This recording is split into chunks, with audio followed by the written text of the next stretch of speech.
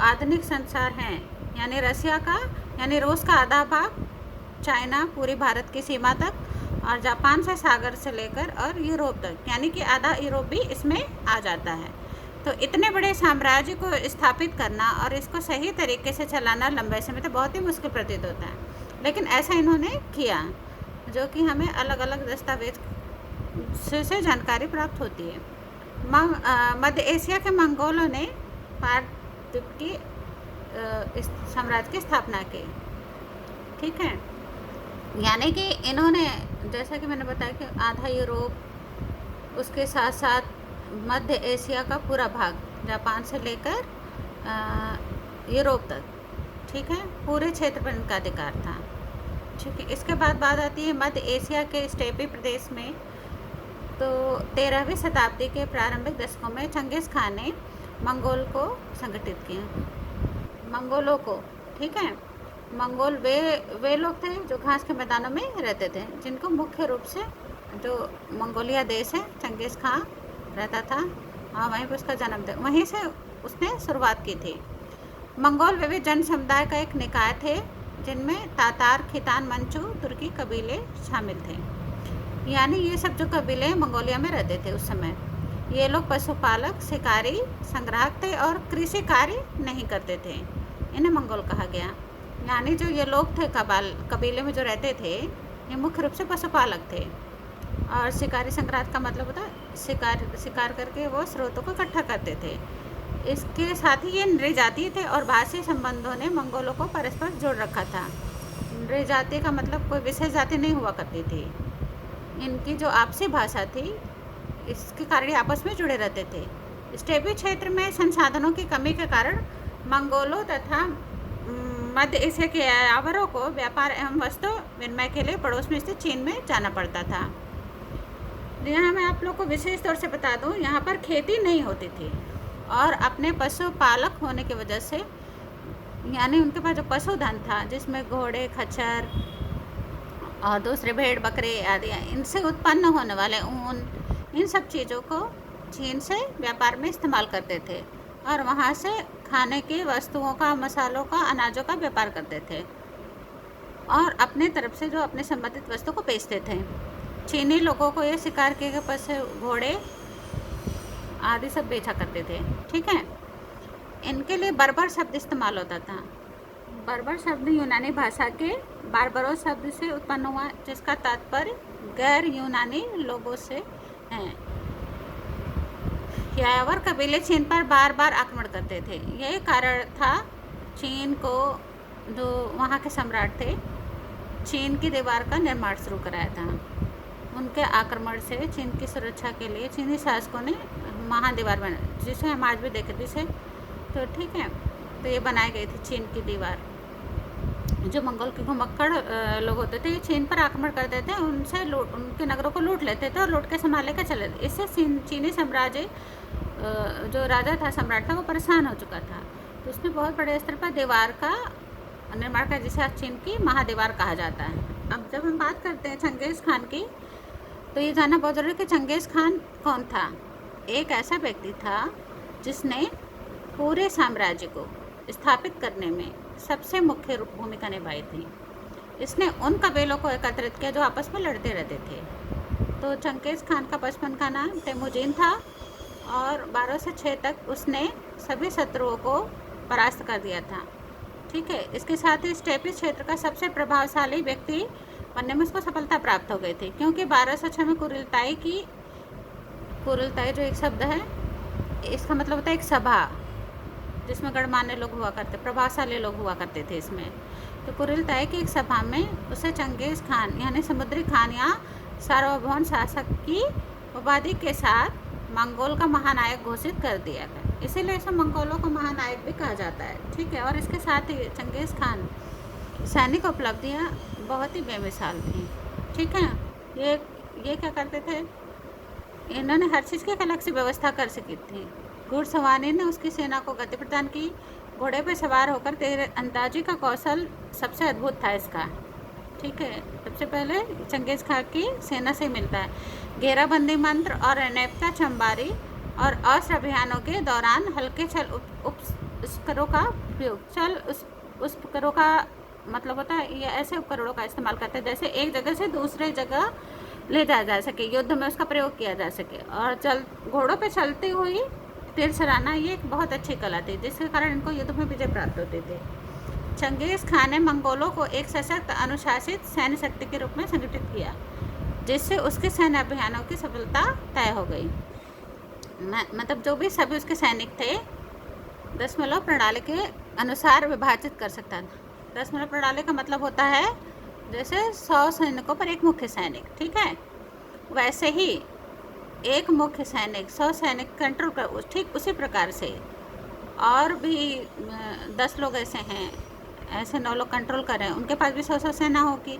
तो इस प्रकार से एक टुकड़े पर एक मुख्य सैनिक होता था जो सभी 100 को कंट्रोल करता था, और इस प्रकार से 10 लोग 1000 सैनिकों को कंट्रोल करते थे।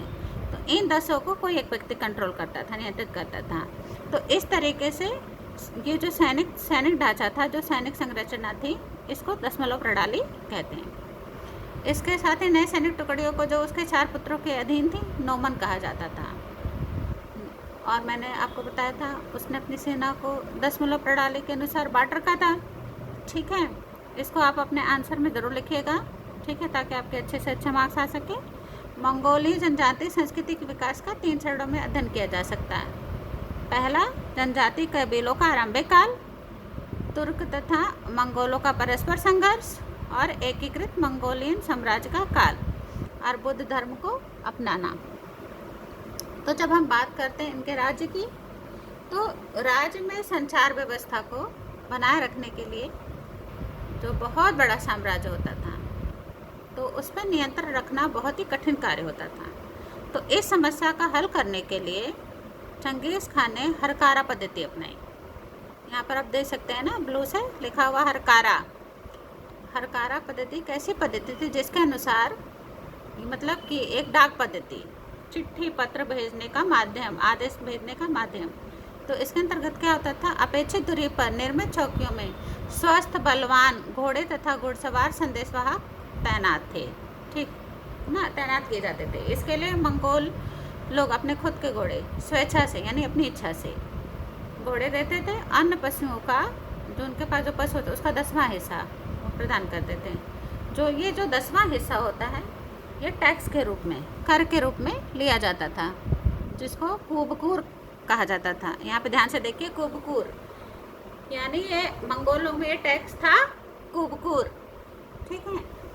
के पास अनाज तो उतना, इनके पास पशुधन होता था, तो जो पशुधन है वो टैक्स के रूप में लिया जाता था, इसको कुबकूर कहा जाता था। इसी कुबकूर के दम पर ही हरकारा पद्धति को बनाया गया था, और बहुत ही शक्तिशाली और बलवान घोड़े रखे जाते थे, जो बहुत तेज गति से जा सकते थे, ठीक है, और वहाँ से संदेश लेकर आ सकते थे। ये ऐसे ही हर राज्य के क्षेत्र में था, उनकी संचार व्यवस्था बहुत तेज थी। चंगेज़ खान ने नवविजित प्रदेश का शासन अपने 4 पुत्रों को सौंप दिया। इस प्रकार 4 उलूस का गठन हुआ। ये उलूस ठीक उसी प्रकार से जैसे हमारे यहाँ राज होते हैं। 13वीं शताब्दी के मध्य तक मंगोलों का एक एकीकृत जनसमूह बन गया था, जिन्होंने एक विशाल साम्राज्य का निर्माण कर लिया था। इसी साम्राज्य को हम यायावर साम्राज्य कहते हैं। उन्होंने अत्यंत जटिल शहरी समाजों पर शासन किया, जिनके अपने अपने इतिहास, संस्कृतियाँ और नियम थे। आपको मैं बता दूं बच्चों कि जो साम्राज्य था यायावर साम्राज्य, इसमें सभी धर्मों के लोग थे, और चंगेज़ खान ने भी अपने अधिकारियों में सभी धर्मों के लोगों को भर्ती कर रखा था। ऐसा नहीं था कि मुस्लिम था उसने मुस्लिम कर रखा, ऐसा कुछ नहीं। उसने बौद्ध, मुस्लिम, ईसाई, सिख सभी लोगों को अपने अधिकार क्षेत्र में अधिकारी बना रखा था, और इस राज्य में, और यही इनकी विशेषता थी। तो किसी एक धर्म के लिए क्रूर या कठोर नियम नहीं अपनाए। ये कठोर नियम जरूर अपनाए थे। किस कार्य में? ये जब कोई चंगेज़ खान की या फिर यायावर साम्राज्य की अधीनता स्वीकार करने से मना कर देता था, तो चंगेज़ खान उनके साथ बहुत ही क्रूर और निर्दयी तरीके से व्यवहार करता था। अगर आप एनसीईआरटी को अच्छी तरीके से पढ़ेंगे, आपको ज्ञात हो जाएगा कि एक एक युद्ध में लाखों सैनिकों को मारता था। अगर इसकी कोई अधीनता स्वीकार करने से मना कर देता था, इसकी गुलाम बनने से मना करता, युद्ध करने के बाद जीत जाता था युद्ध करने के बाद, तो उस राज्य के हर एक छोटे से छोटे व्यक्ति को, जानवर को, पक्षियों को, पशुओं को, कोई भी व्यक्ति हो, सबको कटवा डालता था, जिससे चंगेज़ खां की क्रूर निर्दयी शासक होने की बात सामने आती है। प्रतिबिंब बन गया था, मतलब इमेज बन गया था उसका कि वो क्रूर शासक लोग मानते थे, ठीक है, निर्दयी शासक मानते थे, क्योंकि पशुओं को भी कटवा देता था। और 100 का इतना बड़ा अंपार हो जाता था कि एक एक युद्ध में 13 लाख, 17 लाख, 8 लाख ऐसे लोग मारे जाते थे। इसलिए इसे बहुत ही क्रूर और निर्दयी शासक माना जाता था। अपने साम्राज्य पर राजनीतिक प्रभुत्व होने के बावजूद संख्यात्मक रूप से मंगोल अल्पसंख्यक रहे। अल्पसंख्यक का मतलब होता है मंगोली लोग पूरे साम्राज्य में संख्या के मामले में कम थे, क्योंकि इनकी जो संख्या थी 100 करोड़ के बराबर थी। पूरे साम्राज्य में जो भी जनसंख्या थी लगभग 100 करोड़ के बराबर थी, और उस मुकाबले में मंगोल बहुत कम थे। मार्च को प्रारंभिक स्वरूप में शाक लिखा जाता था। इसे चंगेज़ ने 1200 में कुरताइल में लागू किया था, ठीक है। कुरताइल एक सभा है, पहले भी बताया था अभी, ठीक है। इसके बाद है, इसमें प्रशासनिक विनिमय है, जैसे आखेट, सैन्य और डाक प्रणाली का, ठीक है। ये डाल नहीं, डाक प्रणाली है, ठीक है। जो इनकी डाक प्रणाली, हरकारा पद्धति, ये बहुत ही अच्छी थी। अब बात करते हैं मंगोल के पतन के मौलिक कारण क्या थे, क्यों हुआ मंगोलों का अंत, ठीक है।